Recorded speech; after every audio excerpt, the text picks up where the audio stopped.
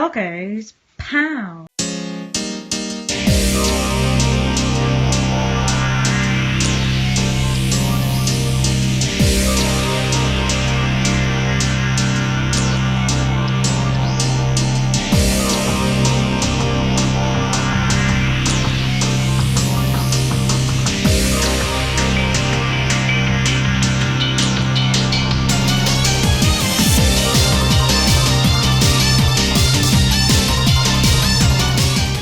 Right, it's been a couple of years since I've done a emulation box review sort of overview thing, so thanks to my Patreons I've delved into the funds and I've bought myself something. So a bit of background here. I'm sitting at my mum's place with my Switch playing Cybernator, and I thought to myself, do you know what I really want to play on handheld? A Super Aleste. I haven't played Super Aleste for ages, and since I don't get much time to sit down and play games at a television, a handheld option would be really nice. So that got me looking into seeing what kind of emulation handhelds there are on the market. And there's a lot, and I wanted something with the form factor of a Switch. I didn't want something shaped like a Game Boy because my hands clam up around those sort of things these days with my old age. So looking through, had a few recommendations. I didn't want to spend a lot because I just wanted to play Super Aleste really. So I've opted for a Powkiddy X55. So let's take a look at this and see what it does. Right, obviously I'm doing an unboxing, so unboxing first. So comes in this sort of sturdy, standard looking box. This came through really quickly because I ordered it from the UK. I was too impatient to order it from China, where these things come from, and the guy I bought it from quite kindly set everything up with emulators and some ROMs and things like that, which was nice and probably a bit illegal, but never mind. Anyway, so quick unboxing. There's a box. It's open. There's a polystyrene covery thing, and in here, in this little baggie, we have the console itself. Ooh, there we go, lovely. I'll get a bit more detail on that in a moment. And underneath we've got instructions, a little sheet which tells you some shortcuts which the guy put in there, and a USB-C cable. Right, let's get down closer and have a look at this. Right, so there we go. 2 SD card slots. One is for the OS, one is for ROMs. You can upgrade the OS. I think there's a 16 gig in there for the OS stuff, and there's a 256 in there for ROMs. 2 sets of shoulder buttons, a reset switch, power switch, mini HDMI out, a USB-C charging, USB-C host, I'm not sure what that's for, headphone jack, 2 analog sticks, all the buttons you'd expect. Right, so let's power this up. Right, it takes a little while to boot.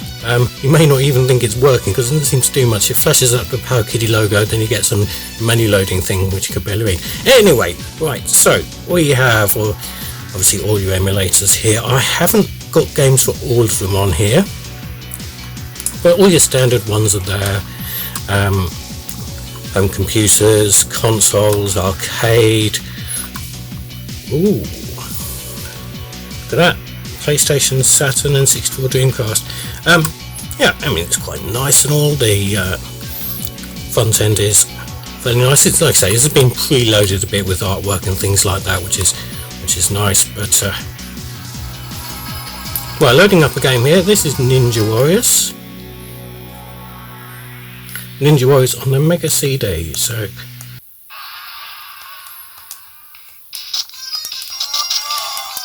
yeah. So what we'll do is, rather than do this like this, we'll plug it in via the mini HDMI to the capture card and have a look through some of these emulators and see how they work. Right, upon booting up, as you've seen there, now we're plugged into the HDMI, you can see the properly the menu system here, so this is quite nice. Even though I did buy this to play Super Aleste, I immediately got sucked in to having a look at the Saturn. Saturn emulation here, the first thing I went straight to was Sega Rally, and it runs pretty well. I mean, there's a few graphical artifacts here and there, but it runs really quite nicely. No analog support for it, but well, I suppose it was a digital game anyway, but it would really be nice that if the analog stick on the Powkiddy would at least be an option to use it. It is with most of the other emulators, but this one it isn't. But yeah, first impressions was like, oh, I can do Sega Saturn on this? That's amazing. I'm really happy. Okay, so the next thing I did was I loaded up Panzer Dragoon Zwei, another Saturn favourite, and that ran really well too. I thought, cool.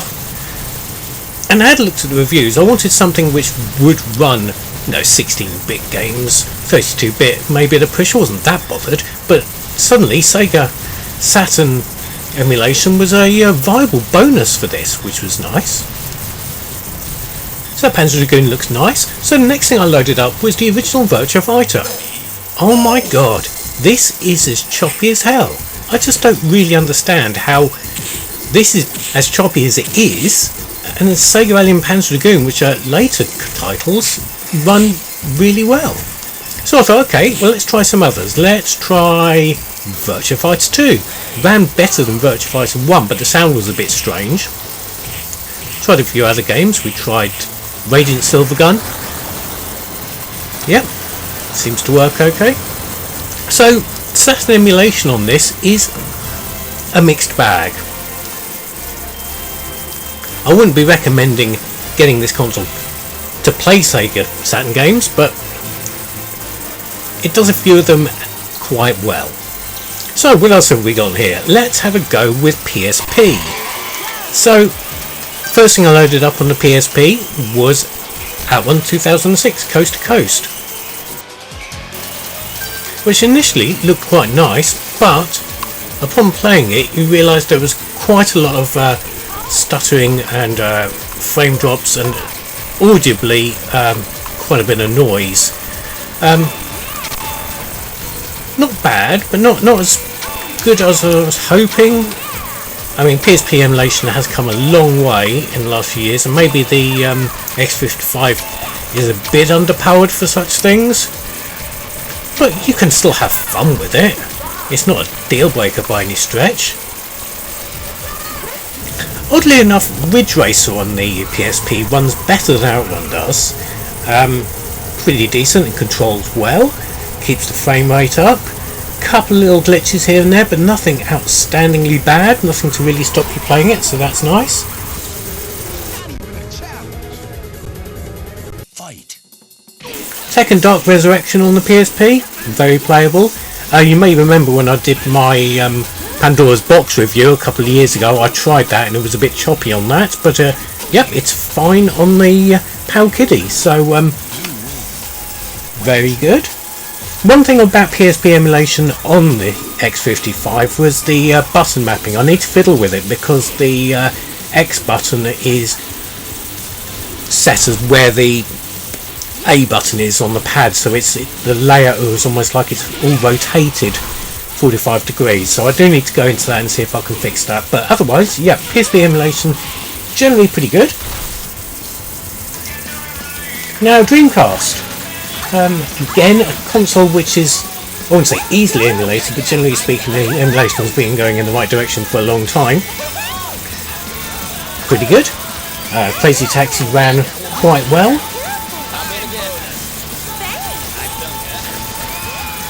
Fighting Vipers 2 ran excellently, very fast, very fluid, really good stuff.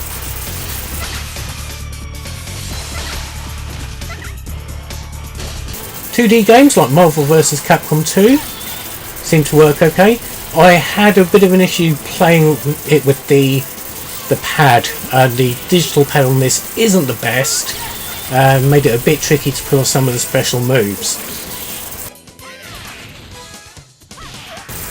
But Bloggo favourite, Border Down, had some issues, some slowdowns, some sound problems, so maybe not the best thing to play that on. I also tried Under Defeat but didn't record the footage, and that was very similar in terms of performance. So Dreamcast emulation isn't too bad. So I tried N64 very briefly. Not the biggest fan of the N64, but Star Fox 64 ran nicely. Mario ran nicely, but God, you can't really play Mario 64 on anything but an N64 pad. It just doesn't feel right, does it? PlayStation ran well, so I played R-Type Delta, that worked pretty good. Played Dead or Alive 1, that worked pretty good.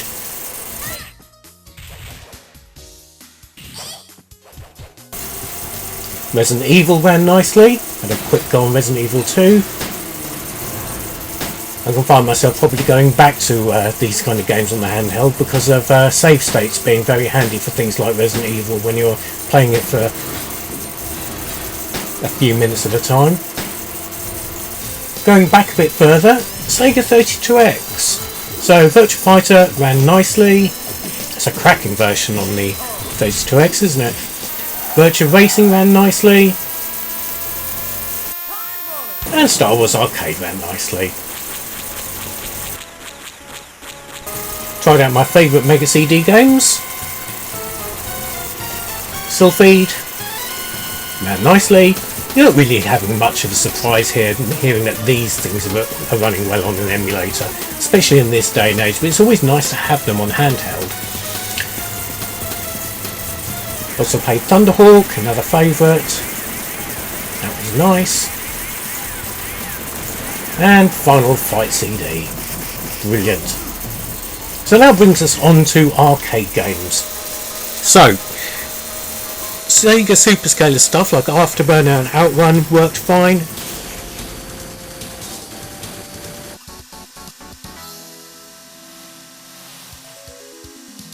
Also tried out G-Lock, that worked okay.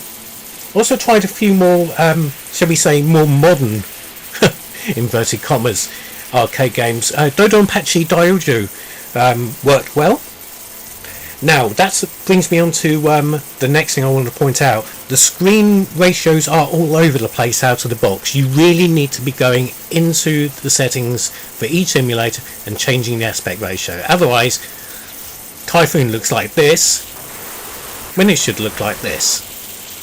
But hey, that's a small nitpick, and it's something everyone thinks about when they load up emulators on something which has really a widescreen orientated display in the first place.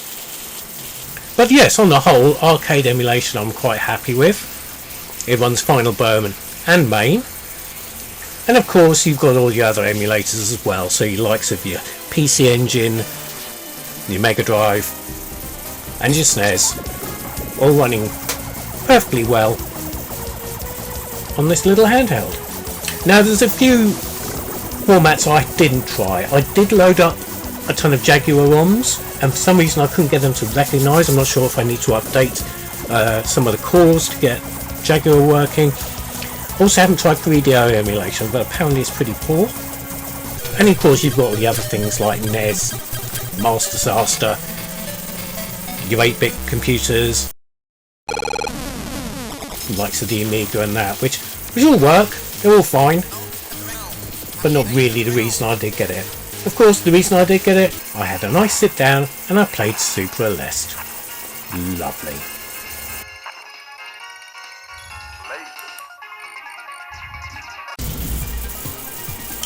So there we have it, the Powkiddy X55.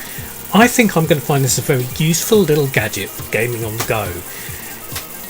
It's great to have everything from 8-bit to 16-bit to some of the 32-bit platforms on a handheld. Okay, some of the emulation's a bit dodgy for some of the newer systems, but on whole I think it's a pretty good package. You can get them for around about £100, order them direct from China. There are resellers in this country who are a bit more expensive, but you will get it quicker. My best advice is to curate your ROMs early, so when you get it you can put them all on that second SD card, leave the first SD card for your system gubbins, and away you go. Sure, they're going to be better options, but they worked out to be a bit too expensive. Again, thank you to my patrons for funding this for me. I really do appreciate your contributions to the channel, all three of you. So thank you so much. But are you thinking about getting a similar thing, or do you have something like this already? If you have, let me know in the comments. Here, subscribe or naff off!